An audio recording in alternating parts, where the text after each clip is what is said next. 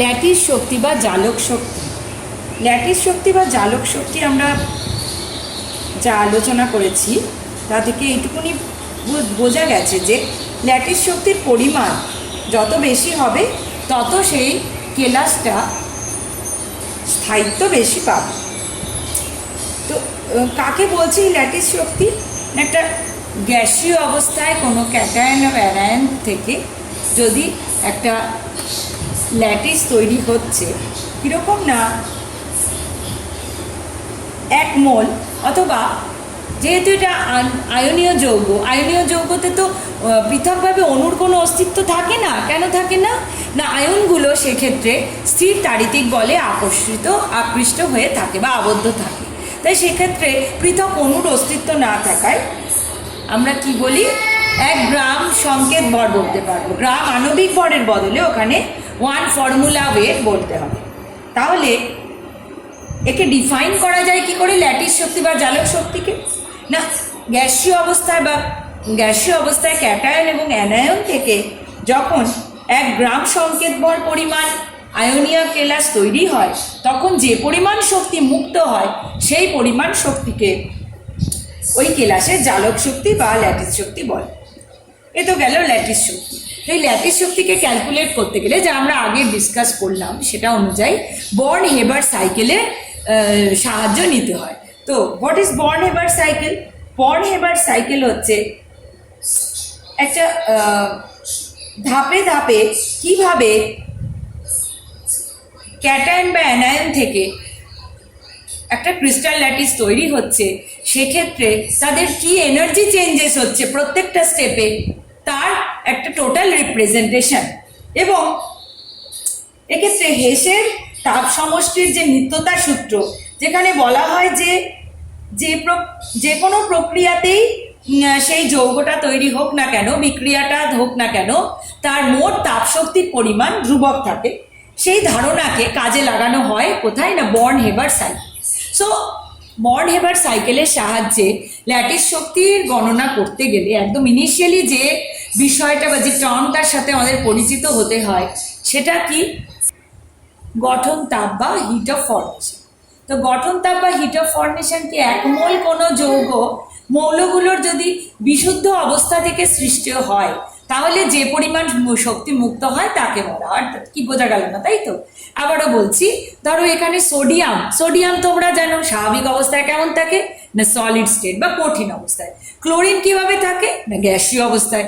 তাহলে এই কঠিন অবস্থার সোডিয়াম এবং গ্যাসীয় অবস্থার ক্লোরিনের থেকে যখন এক মোল কোনো যৌগ তৈরি হচ্ছে তখন যে পরিমাণ শক্তি নির্গত হচ্ছে তাকে ওর হিট অফ ফর্মেশন বলছে বা ডেল্টা এইচ এ।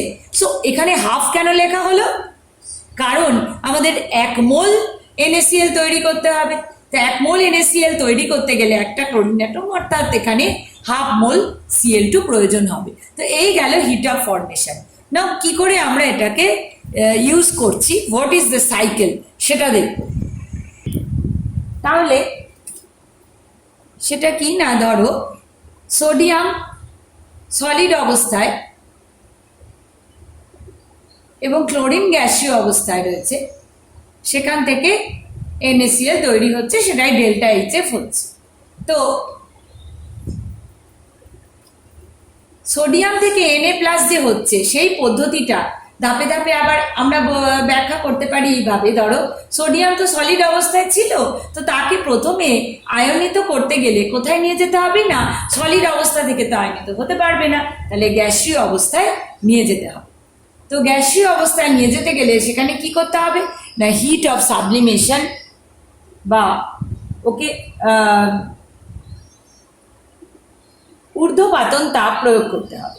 তো এই তাপটা কি করতে হবে? যোগ না বিয়োগ, অর্থাৎ প্রয়োগ করতে হবে না, এটা মুক্ত হবে না, যোগ করতে হবে।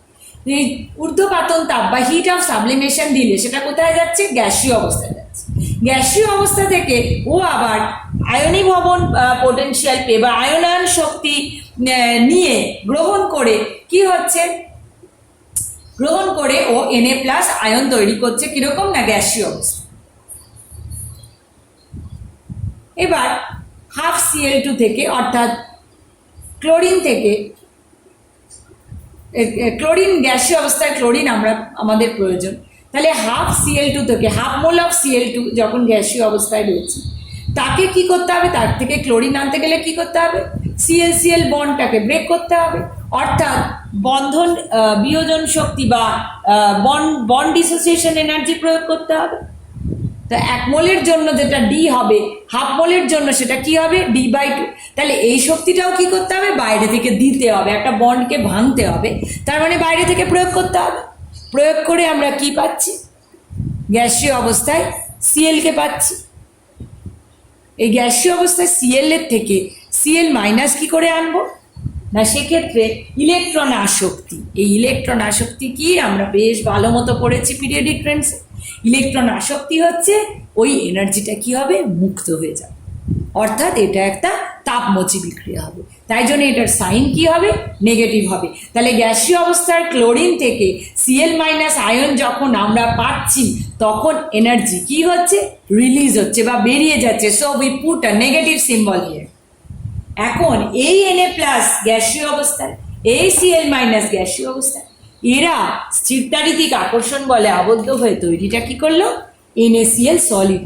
এই যে প্রসেসটা, এই যে এরা আবদ্ধ হয়ে যে একটা কেলাস তৈরি করছে, তাতেও আবার শক্তি নির্গত হচ্ছে এবং সেই শক্তিটা নিয়েই আমরা ডিসকাস করছি। What is that? That is the lattice energy বা জালক শক্তি। That is also containing a negative symbol, কারণ কি এই শক্তিটাও মুক্ত হয়ে যাচ্ছে। তাহলে আমরা বলতে পারি যে ডেল্টা HF ইকুয়ালস টু, আমরা তো হেসের সূত্র বলেইছি যে মোট যে এনার্জি চেঞ্জের পরিমাণ সেটা যে পথেই হোক না কেন, অর্থাৎ ভেঙে ভেঙে ধাপে ধাপে NaCl তৈরি হচ্ছে আয়ন তৈরি করে, সেভাবেই হোক না কেন, আবার বিশুদ্ধ অবস্থা থেকেই হোক না কেন, দুটোর পরিমাণ সমান হবে, অর্থাৎ দুটো ক্ষেত্রেই এনার্জি যা এক্সচেঞ্জেস হলো তার পরিমাণ সেম হবে। তাহলে ডেল্টা HFকে আমরা কিভাবে লিখতে পারি, S বা হিট অফ সাবলিমেশন বা ঊর্ধ্বপাতন তাপ প্লাস আয়নীভবন শক্তি প্লাস বন্ধন বিয়োজন শক্তি যার অর্ধেক প্লাস ইলেকট্রন গ্রহণ এনথালপি প্লাস ল্যাটিস এনার্জি। তো এখান থেকে NaCl এর মান, এই সমস্ত এনার্জি টার্মের বাকি আমরা যদি কোনো একটা ক্যালকুলেট করতে আমাদের দেয়, তাহলে ল্যাটিস এনার্জি ক্যালকুলেট করতে দিল, তাহলে আমাদের বাকি এনার্জিগুলোর মান যদি দিয়ে দেওয়া হয়, then we can put these values in this equation and we can easily get the value of Q, অর্থাৎ ল্যাটিস এনার্জির মান আমরা পেয়ে যাব। তো ঠিক সেমনি ভাবে NaCl এর lattice energy after the calculation we got কি -757.3 kilojoule per mole, that is more negative value. তার মানে একটা NaCl ক্রিস্টালের স্থায়িত্ব বেশ বেশি, কারণ আমরা কি করেছি, ল্যাটিস এনার্জির মান যত বেশি হবে একটা আয়নিক বন্ডের যে তৈরি হওয়ার যে তার সম্ভাব্যতা সেটাও বেশি হবে। তাহলে ল্যাটিস এনার্জি আমাদের বলে দিতে পারে যে সেই আয়নীয় যৌগটা আদৌ ফর্ম হবে কিনা, এবং হলে সেটা কত ইজিলি ফর্ম হবে এবং কতটা স্টেবিলিটি পাবে। তো কি কি বিষয়ের উপর ল্যাটিস শক্তি নির্ভর করে তা এবার একটু জেনে নেব। জালক শক্তিকে যদি LE বা ল্যাটিস এনার্জি দিয়ে এক্সপ্রেস করা হয় অথবা, তাহলে তাকে লেখা যায় K into Q1 Q2 by RC plus RA। Q1 আর Q2 যথাক্রমে ক্যাটায়নের আধান, অ্যানায়নের আধান, RC প্লাস RA হচ্ছে আয়নীয় ব্যাসার্ধ।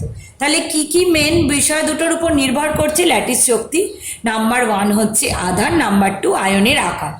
তো তাহলে যদি কোয়েশ্চেন দেওয়া হয় CSF, CSCl, CSBr, CSI which has highest lattice energy, বা কার ক্ষেত্রে ল্যাটিস শক্তির মান বেশি হয়, তাহলে আমাদের দেখতে হবে কি যে অণুগুলো নেওয়া, যে আয়নিক যৌগগুলো নেওয়া হয়েছে তাদের আধানের মান কীরকম, তাদের যে কন্ট্রিবিউটিং ক্যাটায়ন বা অ্যানায়ন রয়েছে তাদের আধানের মান কীরকম, এবং তাদের আকার কীরকম। তাহলে most dominating factor is the charge বা আধানের মান কীরকম, তাই তো? তো এক্ষেত্রে যে এক্সাম্পলটা দেওয়া হয়েছে দেখো, CSF, CSCl, CSBr, CSI, সবার ক্ষেত্রেই ক্যাটায়ন্সের সেম। তো ক্যাটায়নের আধানও এবং এক্ষেত্রে সেম, তাই না? CSF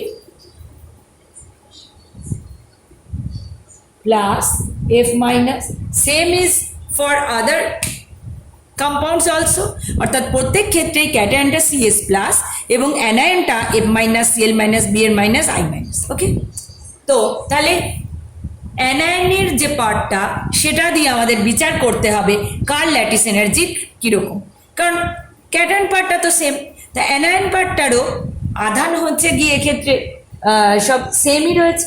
তাহলে আধানও যদি সেম থাকে তাহলে আমরা ডিসাইড করবে কোন ফ্যাক্টর, না আয়নের আকার। তো আয়নের এক আকার জানতে গেলে আমাদের সেই পিরিয়ডিক টেবিলে ফিরে যেতে হবে। এক্ষেত্রে আয়নায়ন পার্টগুলো কি আবার বলি, AFCl, BRI। তো পিরিয়ডিক টেবিল যদি মনে পড়ে তাহলে কি হবে, তাহলে কি আমরা পাবো দেখো, ফ্লোরিন, ক্লোরিন, ব্রোমিন, আয়োডিন এরা সবাই কিন্তু গ্রুপ 17 এলিমেন্টস।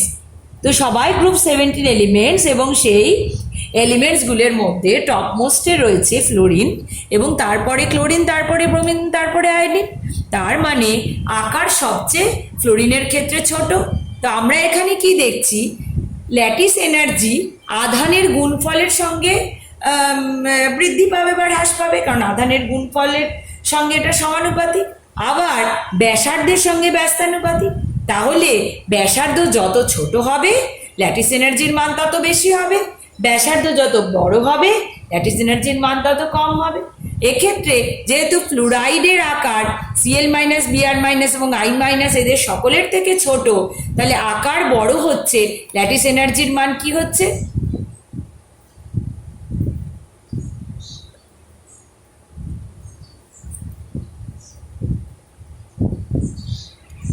আয়োডিন সবচেয়ে বড়, তার মানে I মাইনাসের আকারও সবচেয়ে বড়। তাহলে CSI এর ক্ষেত্রে কি হবে, আকার বড়, ল্যাটিস এনার্জি কমবে, তাহলে সবচেয়ে কম ল্যাটিস এনার্জি হবে CSI এর, আর সবচেয়ে বেশি ল্যাটিস এনার্জি হবে CSF এর। তাহলে আনসারটা হবে CSF, কারণ ফ্লোরিনে আকার, ফ্লোরিন বলা ভুল, F মাইনাসের আকার সবচেয়ে ছোট, তাহলে সবচেয়ে বেশি ল্যাটিস এনার্জি তারই হবে যার ক্ষেত্রে ক্যাটায়ন বা অ্যানায়নের রেডিয়াসটা ছোট হবে, স্মল হবে। এখন আমরা দেখব যে কোনো আয়নীয় যৌগ ধ্রুবীয় দ্রাবকে যে দ্রবীভূত হয় সেটা কেন হয়। তো তার আগে একটু জানবো যে ধ্রুবীয় দ্রাবক বিষয়টা কি বা ধ্রুবীয়তা বিষয়টা কি। মনে করো ধ্রুবীয়তা, তো মনে করো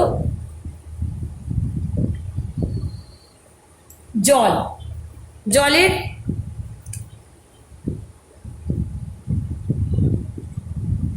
এই হলো জলের স্ট্রাকচার। তো ধ্রুবীয়তা মানে কি, ধ্রুবীয়তা মানে ওর বন্ডের মধ্যে, OH বন্ডের মধ্যে পোলারিটি সৃষ্টি হওয়া, অর্থাৎ এই যে OH বন্ডের মধ্যে এর মাথায় ডেল্টা মাইনাস, এর মাথায় ডেল্টা প্লাস বা পার্শিয়াল একটা আধান তৈরি হওয়া। অক্সিজেন মোর ইলেকট্রোনেগেটিভ হওয়ায় OH বন্ডের ইলেকট্রনকে নিজের দিকে টেনে নিচ্ছে, টেনে নিয়ে কি করছে, ওর মাথায় একটা আংশিক ডেল্টা মাইনাস আধান তৈরি করছে এবং এর মাথায়, এইচের মাথায় তখন ডেল্টা প্লাস। তাহলে এইভাবে একটা পোল সৃষ্টি হচ্ছে। তার মানে ধ্রুবীয়তা হলো বিষয়টা এই যে একটা চার্জের সেপারেশন হচ্ছে। তাহলে এখন একটা যে আয়নীয় কেলাস আমরা জানছি যে সেটা এতটা একটা শক্তপোক্ত বিষয়, একটা কেলাস যেটা একটা বেশ সুন্দর একটা ওরিয়েন্টেশনে সেখানে আয়ন্সগুলো রয়েছে। তো এটা জলে দিলাম, জলে গুলে গেল, কিভাবে হলো, বিষয়টা কি, ক্যাটায়ন বা অ্যানায়ন গ্যাসীয় অবস্থায় তরল দ্রাবকে দিলে কি হচ্ছে, তরল দ্রাবকে দিলে কি হচ্ছে, ওদের শক্তি নির্গত হচ্ছে এবং এই শক্তিটাকে বলা হচ্ছে দ্রাবকায়ন শক্তি, ইংলিশে যাকে বলে সলভেশন এনার্জি। আর দ্রাবকটা যদি জল হয় তাহলে এই এনার্জিকে বলা হবে হাইড্রেশন এনার্জি। তাহলে জলে যখন ওকে যোগ করা হচ্ছে তখন যে শক্তি নির্গত হচ্ছে তার মানে তো সামহাউ ও স্টেবিলিটি পাচ্ছে। বাট হাউ, কি করে হচ্ছে? দেখো, আমরা আগে প্রথমে ওই জন্যই পড়ে নিলাম যে ধ্রুবীয় দ্রাবক, অর্থাৎ দ্রাবকটা এমন যে তার মধ্যে কি হবে, একটা পার্শিয়াল মাইনাস চার্জ, একটা পার্শিয়াল পজিটিভ চার্জ তৈরি হবে। এটা হয়ে লাভটা কি? আমরা জানি যে ওই ক্রিস্টালটার মধ্যে, ল্যাটিসটার মধ্যে কি আছে, ক্যাটায়ন আর অ্যানায়ন রয়েছে। যদ মনে করো এইভাবে প্রকাশ করলো Z plus minus x.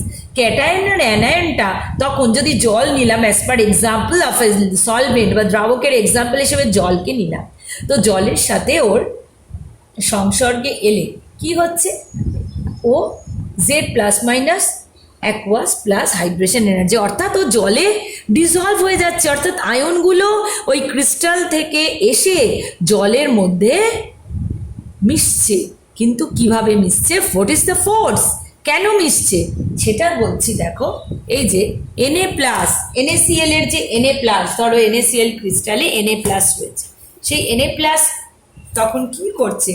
Na plus তখন ওর ল্যাটিস থেকে এসে কি হচ্ছে, ও জলের যে OH বন্ড, তার ওয়ে যে মাইনাস চার্জ তৈরি হয়েছিল, সেই মাইনাস চার্জ তখন কি করছে, ওই Na প্লাস আর মাইনাস চার্জের মধ্যে একটা, ওয়ের মাইনাসের মধ্যে একটা আকর্ষণ বল তৈরি হচ্ছে, এবং এইভাবে প্রতিটি Na প্লাস আয়ন চারদিক দিয়ে পরিবেষ্টিত হয়ে থাকছে জলের অণু দ্বারা।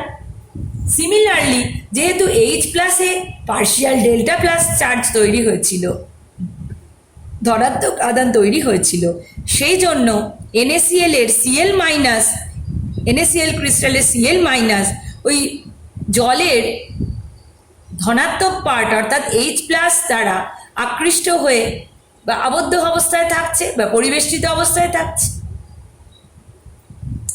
সুতরাং এই ড্রাইভিং ফোর্সটাই কি করছে, কেলাস থেকে বা ক্রিস্টাল থেকে আয়নগুলোকে বিচ্ছিন্ন করে ওর মধ্যে নিয়ে আসছে এবং ওদের চতুর্দিক দিয়ে পরিবেষ্টিত করে রাখছে, তখন ওরা দ্রবীভূত হয়ে যাচ্ছে।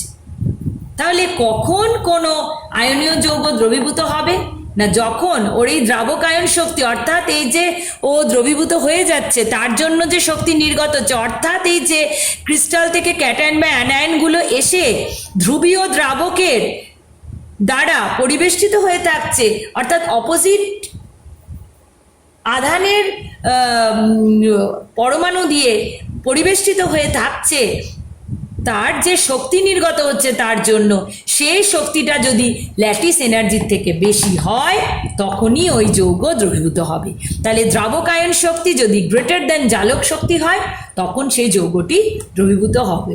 এখন যদি কোয়েশ্চেন করা হয় NaCl জলে দ্রবীভূত হবে, বেনজিনে নয়, তাহলে কি বলবো যে বেনজিনে কিন্তু এই ধ্রুবীয়তা দেখা যায় না।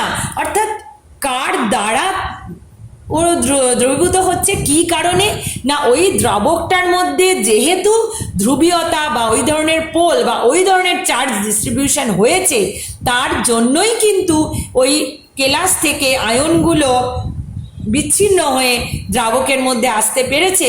ওই পরিবেষ্টিত হওয়ার লোভেই কিন্তু ওরা আসতে পেরেছে, যার জন্য শক্তি নির্গত হয়েছে। তাহলে যদি এমন দ্রাবক হয়, সেই যে দ্রাবকটার মধ্যে কোনো দ্রবীয়তা নাই থাকে, তাহলে কিন্তু সেক্ষেত্রে ওই আয়নীয় যৌগটা দ্রবীভূত হবে না। So benzene cannot provide that polarity,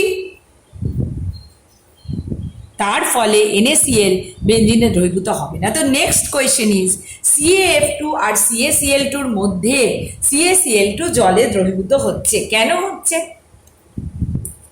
কারণ আরেকটা আমরা বলেছি, এটা তো শুধু প্রথম কোয়েশ্চেনটা আমি কি বললাম যে দ্রাবকটাই আসলে ধ্রুবীয় নয়, কিন্তু এক্ষেত্রে আমরা দেখছি জল তো ধ্রুবীয়, তাহলে CaF2 আর CaCl2-র মধ্যে কম্পিটিশনটা কেন হলো? কারণ কি আমি বলেছি, কি দ্রাবক আয়ন শক্তি যদি জালক শক্তির বেশি হয় তবেই ও দ্রবীভূত হবে।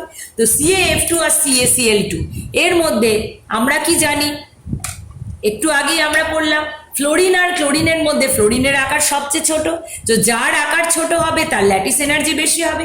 তাহলে CaF2-র ক্ষেত্রে দ্রাবকায়ন শক্তির থেকে জালক শক্তি বেশি হয়ে যাচ্ছে, কারণ ওর সাইজ বেশ ছোট, তাই জন্য ও জলে দ্রবীভূত হতে পারছে না। তাহলে এই গেল আমরা ল্যাটিস এনার্জির যে রোলটা দেখলাম সেটা আমরা ডিসকাস করতে পারলাম। এখন আমরা একটু আয়নীয় যৌগের যে বৈশিষ্ট্যগুলো সেগুলো একটু মনে করে নিই। তাহলে আয়নীয় যৌগের কোনো স্বতন্ত্র অণু নেই, কারণ আমরা জানলাম যে ওরা এইভাবে কেলাসের আকারে থাকে, ত্রিমাত্রিকভাবে বিন্যস্ত হয়ে, এবং এই আয়নীয় যৌগগুলো সাধারণ অবস্থায় কঠিন। বন্ধনের অভিমুখ, বন্ধনের অভিমুখ যেহেতু আয়নীয় যোজ্যতার নির্দিষ্ট কোনো অভিমুখ নেই, তাই আয়নীয় যৌগেরও কোনো নির্দিষ্ট অভিমুখ নেই। গঠনাকৃতি তো আমরা আগে ডিসকাস করেছিলাম যে R+ বা R- অর্থাৎ সর্বগাঙ্ক সংখ্যার উপর নির্ভর করছে। ওর মান যদি 8 হয় তাহলে ওটা ঘনক আকার হচ্ছে।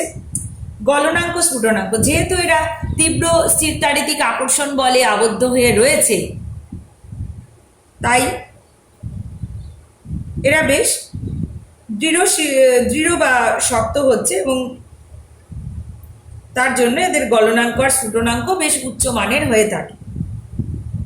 আর এরা কি পোলার দ্রাবকে দ্রবীভূত হচ্ছে, এবং দ্রবণে দ্রবীভূত হওয়ার ফলে অবশ্যই যেহেতু আয়ন্সগুলো দ্রবণে দ্রবীভূত হচ্ছে, তখন they can easily conduct electricity, অর্থাৎ তড়িৎ পরিবাহিতা দেখা যায়। এবং এদের কোনো নির্দিষ্ট অভিমুখ না থাকায় এদের সমবায়বতা ধর্ম দেখা যায় না। যেহেতু আয়ন্সগুলো বিক্রিয়ায় সহজে অংশগ্রহণ করে এবং এরা বিক্রিয়ায় বেশ ভালো রকমভাবে রেসপন্ড করতে পারে, এদের একই জ্যামিতিক আকৃতি বিশিষ্ট কেলাসগুলো যাদের মধ্যে এরকম থাকে, তাই এদেরকে সমাকৃতিত্ব বলা হয়, যেমন MgSO4 7H2 ও ZnSO4 7H2 ইত্যাদি। আয়নীয় যৌগগুলো কঠিন প্রকৃতির হয়। তাহলে এই হলো মোটামুটি ওর বৈশিষ্ট্য। তো ইম্পর্টেন্ট দুটো এর মধ্যে ওদের তড়িৎ পরিবাহিতা, যেটা দিয়ে অনেক কিছু আমরা ডিসকাস করতে পারি। গলনাঙ্ক স্ফুটনাঙ্ক বেশ উচ্চমানের হয়, এবং এদের কোনো কিন্তু বন্ধনের অভিমুখ থাকে না। বন্ধনের অভিমুখ থাকে না মানে হচ্ছে যে প্রত্যেকটা আয়ন যেহেতু এক্ষেত্রে অপোজিটলি চার্জ আয়ন দিয়ে ডিস্ট্রিবিউটেড থাকে, তাই না? যেমন ধরো NaCl আমরা দেখেছি যে একটা আয়ন এক্ষেত্রে অপোজিটলি চার্জ আয়ন দিয়ে ইউনিফর্মলি ডিস্ট্রিবিউটেড হয়ে রয়েছে, অর্থাৎ Na+ ইউনিফর্মলি ডিস্ট্রিবিউটেড হয়ে রয়েছে। তো সেই জন্য যেহেতু ইউনিফর্মিটি রয়েছে, তাই এদের কোনো অভিমুখ থাকে না, অর্থাৎ একইভাবে রয়েছে ডিস্ট্রিবিউটেড। আর আয়নিক রিয়াকশন, আয়নগুলো যেহেতু আয়নীয় যৌগগুলো আয়নে স্প্লিট আপ হচ্ছে, তাই এই আয়নসগুলোই কিন্তু কেমিক্যাল রিয়াকশানের জন্য রেসপন্সিবল হচ্ছে। যেমন ধরো NaCl প্লাস AgNO3